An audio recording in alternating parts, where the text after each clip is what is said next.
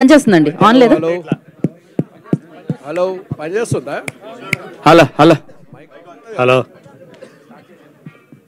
Okay అక్క అడగండి sir. Shivaji గారు హాయ్. మూర్తి గారు చెప్పండి సార్. కంగ్రాచులేషన్స్.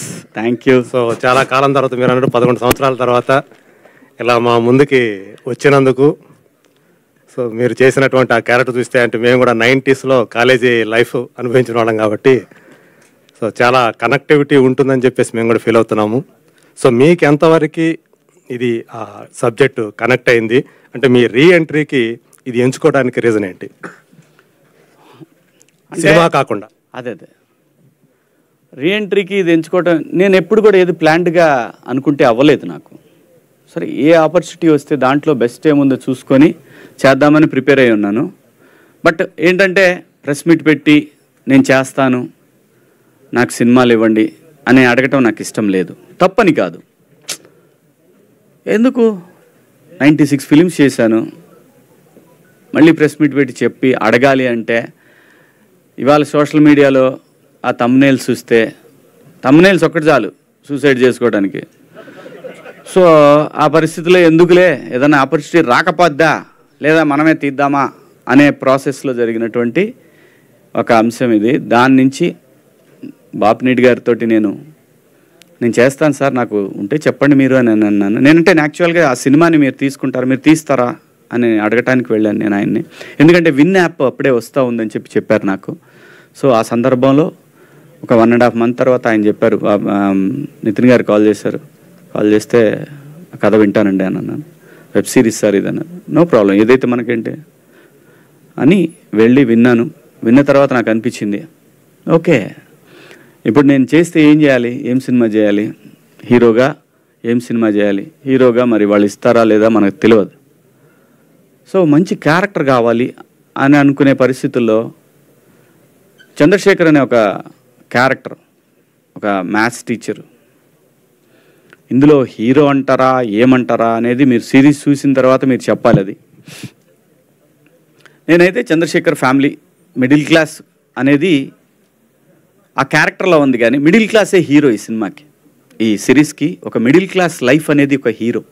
దాంట్లో వచ్చిన పాత్రలు ఇవన్నీ, ఆ పాత్రకు సంబంధించినటువంటి ప్రతి ఒక్కటి కూడా, అంటే మా ఫాదర్ టీచర్ కాదు కానీ కష్టాలు అందరి అవే, డబ్బులకి కానీ రకరకాలు ఉన్న దాంట్లోనే సర్దుకొని నలుగురిలో బయటపడకుండా ఎలా ఫ్యామిలీని నడపాలి అని తపన పడే మా నాన్న లాంటి వ్యక్తులు ఈ సమాజంలో 95% ఉన్నారు. అలాంటి ఆ మిడిల్ క్లాస్ సంబంధించినటువంటి ఆ కథ నాకు కనెక్ట్ అయింది. ఈ జనరేషన్కి వస్తే ఈ కథలో ఉన్నటువంటి రోహన్ పాత్ర నా చిన్న కొడుకు కనెక్ట్ అయింది. సో ఇలాగా రకరకాల పాత్రలన్నీ కూడా నా చుట్టూ ఉండే పాత్రలు. కానీ ఇంకొకటి హానెస్టీ, దాంట్లో క్యారెక్టర్లో ఉన్న హానెస్టీ. చంద్రశేఖర్ ఏదైతే నేను ప్రశ్నిస్తానో, నిజాన్ని మాట్లాడటానికి భయపడను ఎవడికి, అలాంటి ఒక మాస్టారు ఇవాళ ఉన్న ఒక ప్రైవేట్ స్కూల్స్ యుగంలో ఒక మాస్టారు ధైర్యంగా పోయి, నేను గవర్నమెంట్ టీచర్ని అయి ఉండి ఒక ప్రైవేట్ స్కూల్లో నా బిడ్డలను చేర్చినందుకు సిగ్గుపడుతున్నానని చెప్పటానికి కూడా సిగ్గుపడని ఒక క్యారెక్టర్, ఆ యాజమాన్యాన్ని ప్రశ్నించి వాళ్ళని మాట్లాడకుండా చేసే ఒక క్యారెక్టర్, ఒక నిజాయితీ, ఆ క్యారెక్టర్లో నిజాయితీ, ఆ చంద్రశేఖర్ గారి క్యారెక్టర్లో ఉన్న ఒక నిజాయితీ, ఇవన్నీ కూడా. అలాగే వాసుకి గారి క్యారెక్టర్లో కూడా ఆ పిల్లల్ని ఆ కష్టం తెలిసే విధంగా పెంచే ఒక ఇది. నా వైఫ్ నా పిల్లల్ని ఇద్దరిని అలాగే పెంచింది, మా అమ్మ మమ్మల్ని కూడా అలాగే పెంచింది. ఎన్నో కష్టాలు పడి గుట్టుగా సంసారం చేయటం, అవన్నీ కూడా ఈ కథలో ఉంటాయి. ప్రతి ఒక్కళ్ళ స్టోరీ అండి ఇది. మిడిల్ క్లాస్ 90s అనే కాదు, every middle class family story ఇది. సో అదంతా కనెక్ట్ అవటానే నేను ఈ పాత్రని, ఈ సిరీస్ని ఒప్పుకోవటం జరిగిందండి. అలాగే ఈ సిరీస్ వెనకాల ఉన్న నవీన్ మేడారం, ఆయన బ్యాక్గ్రౌండ్ కూడా యాజ్ ఏ టెక్నీషియన్గా తన బ్యాక్గ్రౌండ్ చాలా పెద్దది. తను కథ ఒప్పుకొని ఒక సాటి ఇంకో డైరెక్టర్కి కథ ఇవ్వటం అనేది, అది ఆ ప్రొడక్షన్ తను చేస్తూ ఉండటం అనేది అది గొప్ప విషయం. ఇతని కథని నమ్మి ఈటీవీ విన్ వాళ్ళు చేయటం అనేది డెఫినెట్గా ఇతను కొత్త కుర్రాడు ఇతనికి ఇవ్వటం అనేది, వాళ్ళనే యాక్సెప్ట్ చేయించాడంటే వీడి దగ్గర ఏదో మ్యాటర్ ఉంది విందామని ఖచ్చితంగా విని నిజం ఇది చేయాలి అని అనుకుని ఫిక్స్ అయి చేసిందండి మూర్తి గారు. ఇది వాసుకి గారు, ఒక్క నిమిషం లక్ష్మి. వాసుకి గారు మీకు, సో ఇందాక శివాజీ గారు చెప్పారు బాలచంద్ర గారి స్కూల్ నుంచి వచ్చారని. సో బాలచంద్ర గారి సినిమాలంటే మనకు తెలుసు. సో అన్నీ కూడా ఆయన ఎక్కువగా 95% మిడిల్ క్లాస్ కథలేవా అన్నీ కూడా. సో మీరు ఎలా ఈ కథకి రిలేట్ అయ్యారు? మీ నిజ జీవితానికి ఇందులో ఉన్న కథకి ఏమన్నా రిలేషన్ ఏమైనా ఉందా అనిపించేదా మీకు? రిలేషన్ కాదండి, నేను వచ్చిందే మిడిల్ క్లాస్లోంచే. ఈ స్క్రిప్ట్లో జరిగే ప్రతి సిచ్యువేషన్ నా లైఫ్లో జరిగి ఉంది. ఈ స్క్రిప్ట్లో నేను మదర్ రోల్ ప్లే చేశాను, కానీ నేను మాట్లాడిన ప్రతి డైలాగ్, ప్రతి సెంటెన్స్ మా అమ్మ నాకు చెప్పిందే. సో నేను కనెక్ట్ అవ్వాల్సిన అవసరం లేదు. నాకు ఎట్లా అంటే ఒక రివైండ్ లాగా అయిపోయింది. కనెక్ట్ కాదు, it's just nostalgic rewind of the entire incidents in my life. మేము ఉన్నది అయితే ప్రాపర్ చెన్నై మిడిల్ క్లాస్ పీపులే. Dad is a Reserve Bank employee, mom was a school teacher. మేము ఇంట్లో వస్తే చదివితే నీకు భవిష్యత్తు, లేకపోతే నువ్వు ఇల్లు తుడుస్తావు, తడి బట్ట పెడతావు, ఇలాంటిదే మేము ఇది విని నేను యాక్చువల్లీ పెరిగిన ఒక పర్సన్ నేను. సో నాకు కనెక్షన్ అనేది కాదు. ఆదిత్య చెప్పేటప్పుడు ఈయన ఎక్కడైనా నా స్టోరీని ఎక్కడైనా వికీపీడియాలో ఏదైనా చదివేసాడా అన్నట్టు నాకు అనిపించే అంత డౌట్ వచ్చేసింది, because it was that close to my life. So that's why I said middle class లైఫ్లో ఉన్న ఒక స్వీట్నెస్, ఒక రకమైన I mean like it's a very అది మనం ఎక్స్ప్లెయిన్ చేయలేము, but it's just an amazing experience middle క్లాస్ది. ఎందుకంటే డబ్బులు లేనప్పుడు కూడా హ్యాపీగా ఉండడం అనేది ఆ లైఫ్లో ఉంటుంది. వైఫై వద్దు, ఫోన్ వద్దు, టీవీ వద్దు, ఏది లేకపోయినా కూడా అప్పుడు ఆ టైంలో ఫైట్స్ జరుగుతాయి, కానీ next day that fight becomes a joke. So that sweetness is only there with middle class. So I miss it. Actually, I miss it. So I felt so connected. Adi oka main reason nenu idi cheyadaniki naaku nachi nenu chesina oka script idi.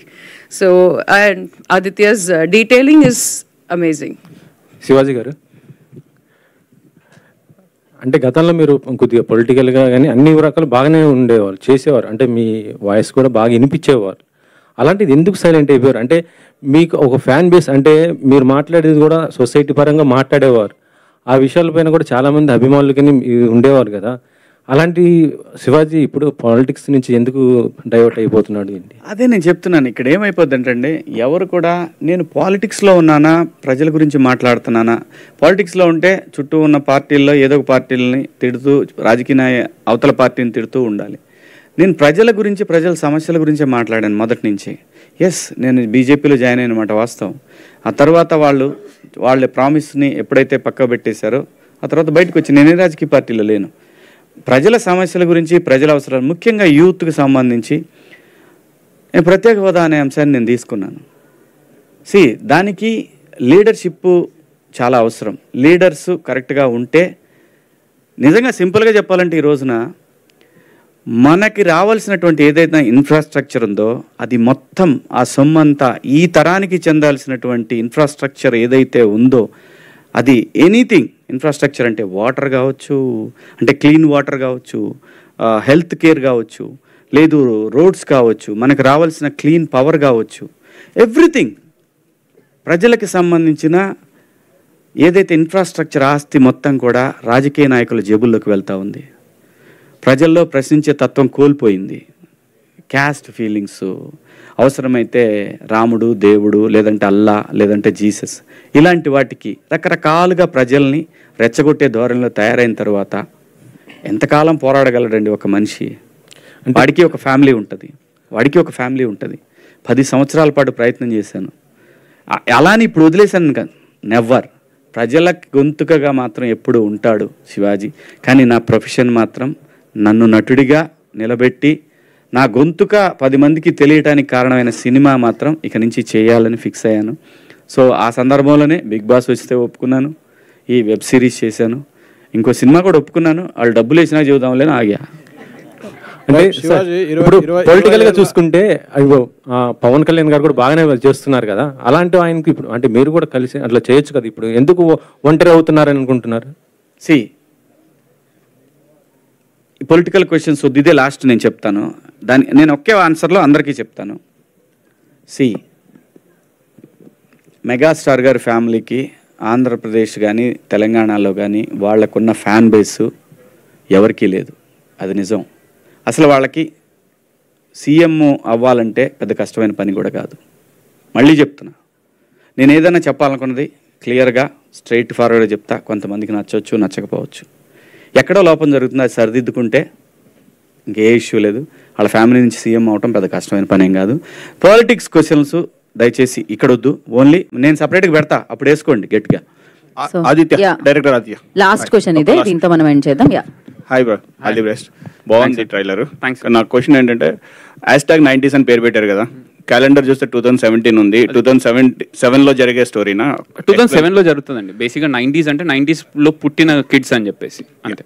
And మీ పేరు వెనకాలైనా హాసన్కి ఏదైనా పేరు ఉందా? Normal గా just normal. నాకు Kamal Haasan fan. How many episodes will be there? 6 episodes ఉంటాయి. 6 episodes ఉంటాయి. Okay, so thank you. ETV వాళ్ళని అంటే #, అనేది మీ ప్రతి టైటిల్లోనే ఎక్కువగా కనిపిస్తుంది. #కృష్ణారామ అని ఉంది, #90s అని ఉంది. ఎనీ సంథింగ్ కాన్సెప్ట్ ఓరియంటెడ్గా వెళ్తున్నారా ఎట్లాగా? సార్ సింపుల్ సార్, ఇప్పుడు ట్రెండింగ్ ఈ జనరేషన్ ఎగ్జాక్ట్లీ జనరేషన్లో ఏ ట్రెండింగ్ టాపిక్స్ చూసినా ఫస్ట్ #, అని కొడుతూ ఉన్నారు కదా, సో అలా రిసెంబ్లింగ్ ఉంటుందని. బట్ 90s అనేది సంబంధం ఏం లేదు సార్, బట్ అది అందరికీ కనెక్ట్ అవ్వాలని పెట్టాము. అంటే 90s అనేసరికి ఓన్లీ పేరెంట్స్కే చూస్తారేమో అని కాకుండా పిల్లలు కూడా చూసే సిరీస్ అని చెప్పడానికి పెట్టింది అంతే. సో అలా #, అనమాట. మీరు కూడా #, పెట్టి ఇంకో so thank you so much. #90s మీ అందరినీ పలకరించడానికి Jan 5th వచ్చేస్తుంది. జస్ట్ మీరు చేయాల్సింది ఈటీవీ విని డౌన్లోడ్ చేసుకోవడం అండ్ ఈ సిరీస్ ని ఎంజాయ్ చేయండి. All the very